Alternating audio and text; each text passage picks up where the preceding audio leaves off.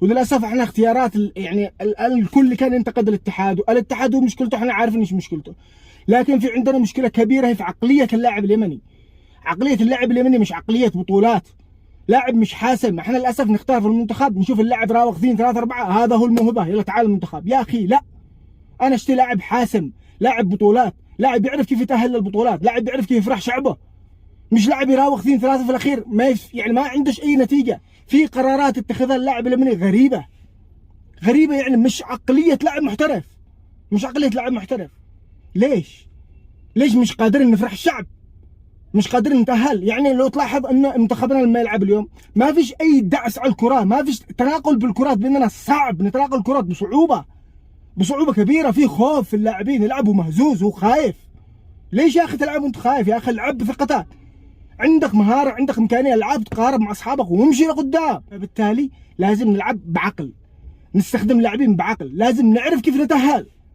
يعني احنا دائما في المباراة الحاسمة دائما نسقط بطريقة مستفزة. يا أخي حرام عليكم، في كرات ما تستحقش إنك تشوتها بالطريقة هذه. يعني فخلوا إحنا واقعيين، لازم نلعب كرة ما نخافش. كل تناقل الكرات بين البين بخوف نتمرر الكرة في محل بخوف. ما فيش كرة شفتها تمريرة أرضية يمنية كذا سلب في الأرض، كل كراتنا كذا تقفز كأنه زلزال في الملعب. يا أخي العبوا كرة، لا تخافوا. لا منتخب اليمني، لا لاعبين المنتخب اليمني، والله العظيم عندكم الإمكانية، عندكم القدرة، عندكم قادر انكم تتأهلوا، تجوا في مجموعات سهلة جدا زي هذه، والله قادر ان احنا نتأهل. لازم لما تتعلم تواجه خصم قبل ما تفكر كيف تدافع وكيف تقفل على هجماته، فكر كيف تهاجمه برقة ضعف. لازم تحس بالمسؤولية، ما تفكر انك لو راوغت 1 2 خلاص انا احسن لاعب في المباراة، انا لازم اروح منتخب عشان انا اراوغ 2 3 4. لازم يكون عندك حس المسؤولية، انك ما تفكرش انك انت بس اللي تسجل. فكر كيف تخلي فريقك يتأهل، فكر كيف تخلي المنتخب اليمني يتأهل، ما تفكرش كيف انا اسجل، فكر كيف المنتخب اليمني يتأهل. اعمل كل شيء عشان منتخبنا يتأهل، لا تلعبوا بأنانية. يا اخي العب بشكل جماعي.